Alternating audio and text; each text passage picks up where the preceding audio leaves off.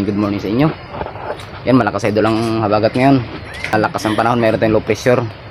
Umaasa lang kami sa mga lutang na kawalan tulingan. Basta sa namin, lugar namin. Sa bayan ng Nara, probinsya ng Palawan. Yan, ito pala yung ginawa ko na bangka ng karana idol. Yan ito. Hindi ko na pintura na may-ari. Yan, wala pang pintura. Nilagyan ko ng palatik, nasinta natin ng palatik.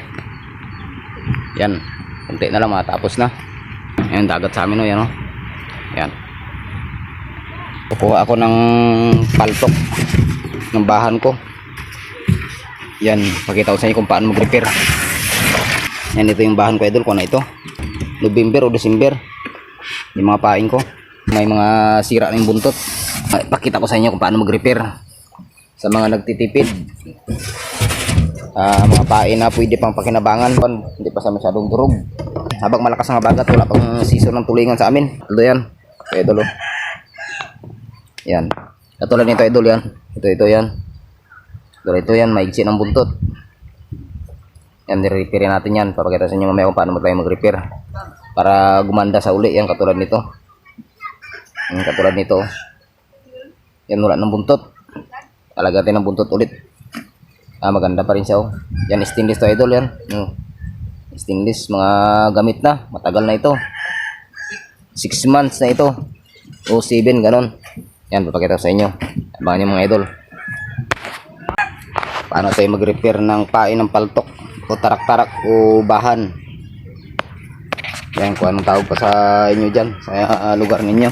Ulan na ito, yan, ito malambot ng malaki. Yan, sa mga nagtitip ay UV resin, tapos stainless yung kawil. Yan, gamit na ito kaya hindi na makintab masyado. Mga gamit na, marami ng gas-gas. Ilang daang kilo ng isdang kinuha nito. Yan. Ang katulad nito, wala nang buntot idol. Yan, re-repair natin to. Ipakita ko sa inyo kung paano mag-repair mamaya. Yan, nagbablurred yung cellphone natin. Number 16 para sa maliliit. Number 16. Yan. Nagba-blurred yung camera natin ng cellphone. Ito idol, ni-repair ko na ito. Ay maganda pa yung kulay ng pain. Yan, maganda pang kulay ng pain. Ni-repair ko ito, dinagdagan ko na ng buntot. Yung iba nasira na rin na naman Yan. Nagba-blurred yung cellphone natin. Yan, ganun sa UV resin idol kasi sulit yung gamit natin, matagal natin pakinabangan, lalo na kung stainless ang kawil. Yan, kung stainless yung kawil nya, matagal natin ang pakinabangan. Halos sulit talaga, huwag lang maputol. Yan. Yan.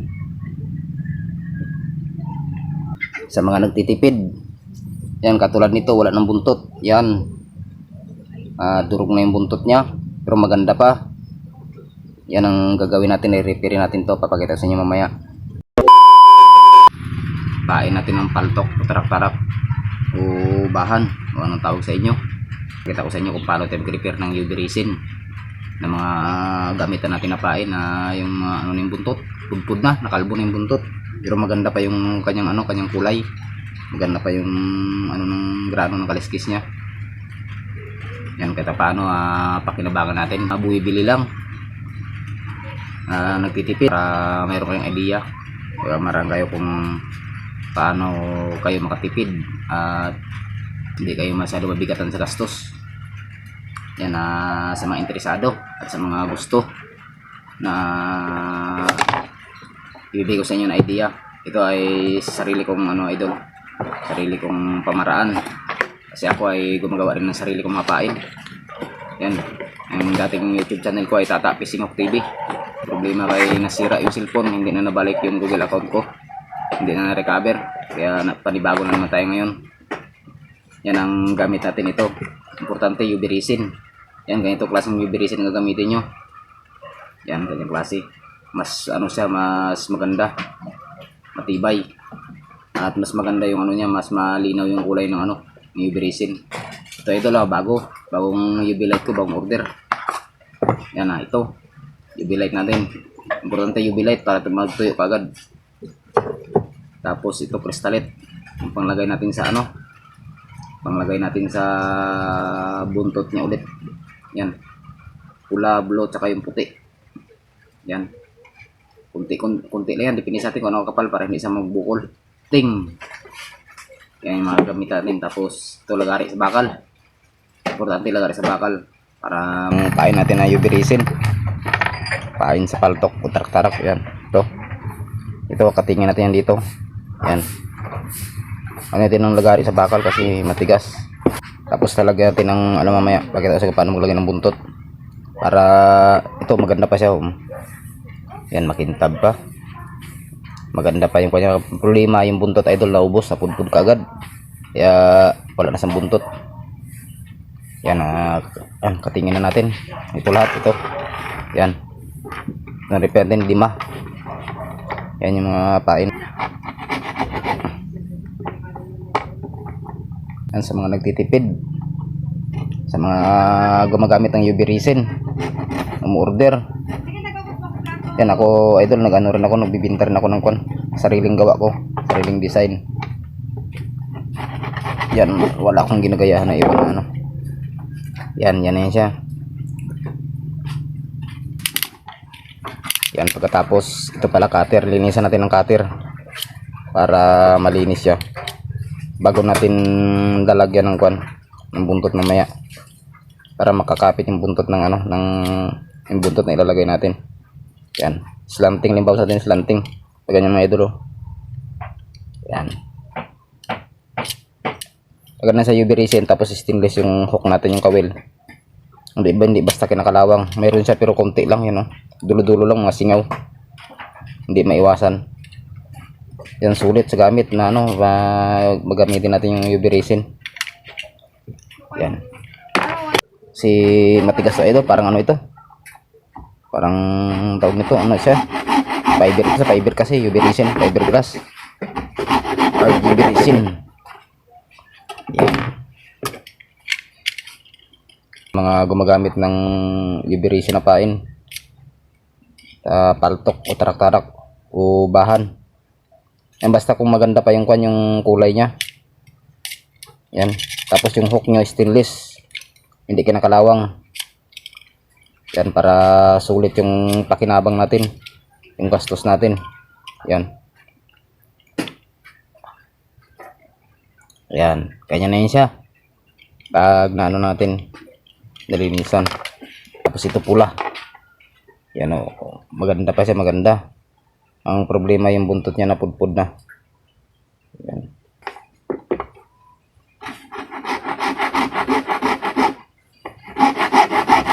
Pinapakita ko sa inyo idol para makakuha kayo ng idea. Kaysa itapon nyo, tapos mag-order kayo ulit. Tapon nyo siya, tapos mag-order kayo. Pamaraan na para makatipid kayo. Yan, ito pamaraan lang para kita paano pakinabangan natin. Hindi tayo manghinayang. Hindi tayo manghinayang sa lure natin, sa mga pain. Yan.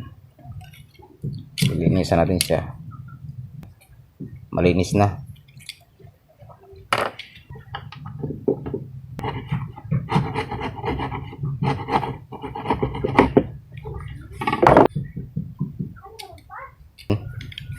Yan.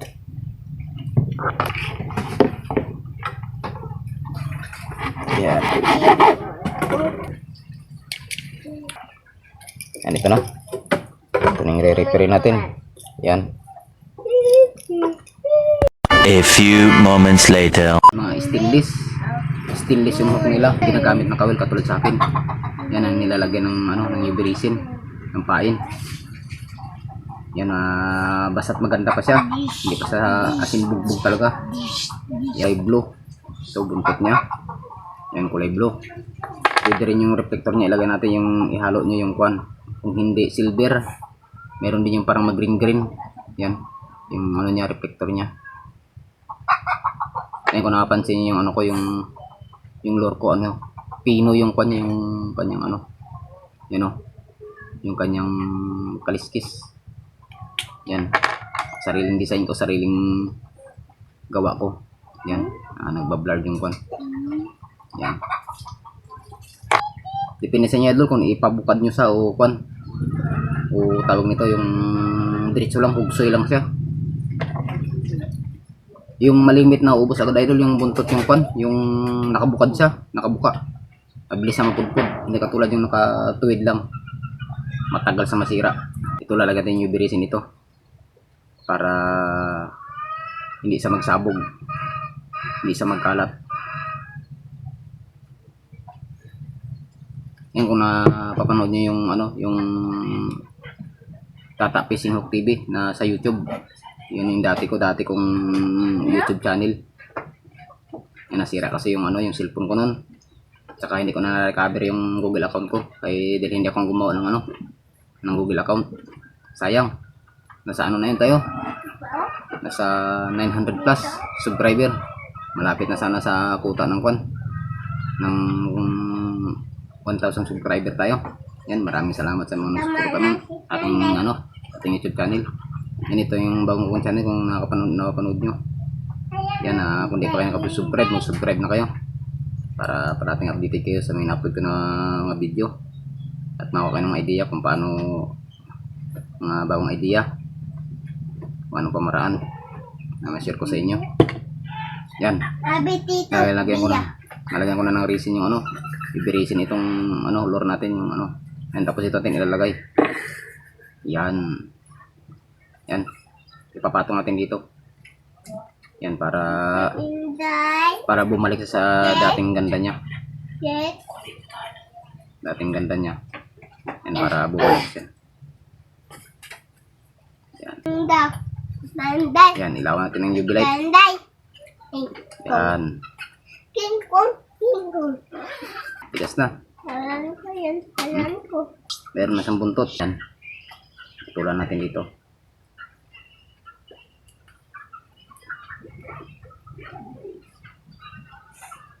Yan.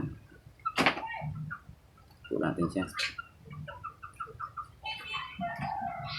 Yan. Yan siya.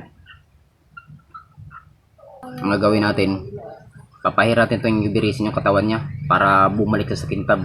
Ganda ng kulay niya. Yan, patakan natin ng kunti pag nagre-repair tayo ng lure natin ng pain. Kasi yung bagong UV resin, makintab siya. Yan, kunti lang para hindi siya kumapal. Kunting patak lang.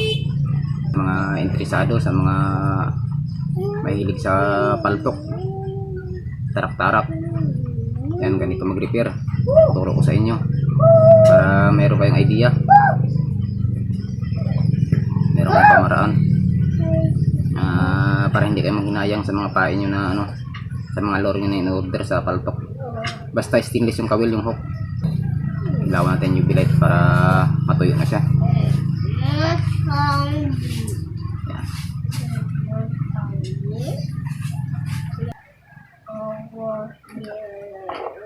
Yan. Yes, yun na. Ang gawin natin pag magandang panahon, mainit, bibili natin sa sikat ng araw para tumuyo siya, para hindi siya para hindi siya maglabo. Yan ang gagawin niyo. Sa nyo, na pain nyo. Nire-repair natin na pain. Yung vibration para mas maganda yung kapit niya. Ito. Yan. Ito maganda. Yan. Bago ilaw natin yung UV light. Yan, para tumiga, para may vibration. Yan. Yan. Ito mga ito. Yan. Ayos Kasi putulan natin yan. Yun. Yan. Ayos. Pwede rin siya na matulis, pwede rin siya hindi. Bumalik sa magandang kulay niya. Yan. Yan pinapakita ko sa inyo yung idea kung paano mag-repair ng pain ng paltok, tarak-tarak. Yan, ilawan natin. Yan sa mga gusto mag-order ng pain sa paltok, tarak-tarak, saka hook, kawil. Mag-comment lang kayo, mag-message kayo. Mag-ano kayo sa aking YouTube channel para mabigay ko sa inyo yung tamang detalye. Yung aking number. Yan po na. Ayos na. Yan yung hindi natin na-repair. Ito. Saka yan. O, ano na siya? Isda na siya. Ito yung una. Yan.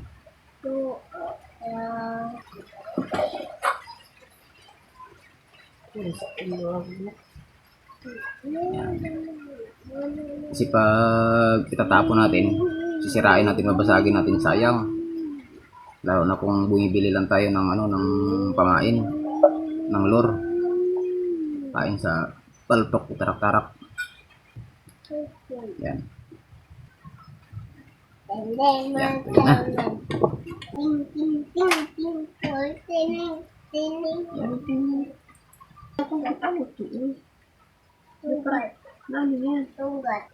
Ano siya? Yun na, inibibilad na natin itong sa araw. Ito, isang pirasong pula. Yan. Ito. Ang depende sa inyo kung nakakapal ilagay nyo ng buntot niya. Pagkapalan nyo. Pag masyadong mahaba, pwede naman natin putulin, bawasan. Para maigsi na yung buntot niya. Tamtaman lang. Yan. Sobrang haba siya. Yan. Yan. Tapos alagyan na naman natin.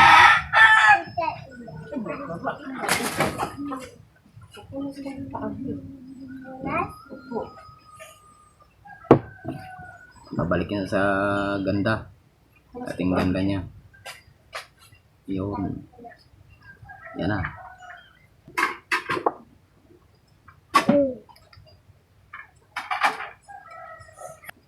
Basta maganda yung UV light, mabilis magano, patuyo. Sa mga hindi pa nakapag-subscribe, yan, mag-subscribe na kayo sa bagong YouTube channel ko para parating update kayo sa mga in-upload ng mga video. Yan, sa mga interesado, sa mga gusto matuto, sa mga bago pa lang sa pangisda, sa mga pamaraan na ganito ng pangisda, paltok o tarak-tarak, yan, sa mga mahilig.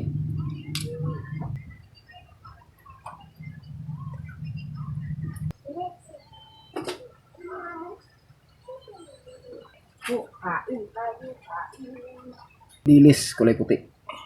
Yan. Magpipit naman tayo ng kwan. Pambuntot niya ito. Kulay puti. Yan. Tansayin natin kung ano kadami. Kung ano kalaki yung buntot natin nilalagay. Yan. Putol. Yan. Tapos lagyan na naman natin ng UV resin para nalagyan naman natin ng UV resin ito.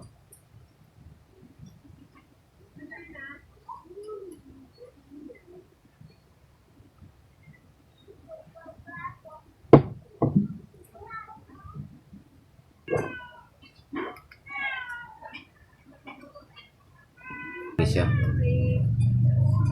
Depende sa inyo ito kung gusto niyo ipabukad. Kuha niyo parang buntot ng isda talaga. Yan, ito yung ni-repair natin. Yan. Yan na sila. Yan. Yan. Na tapos natin sa bilad. Yan, ayos na. Yan, kahit paano pakinabangan pa rin.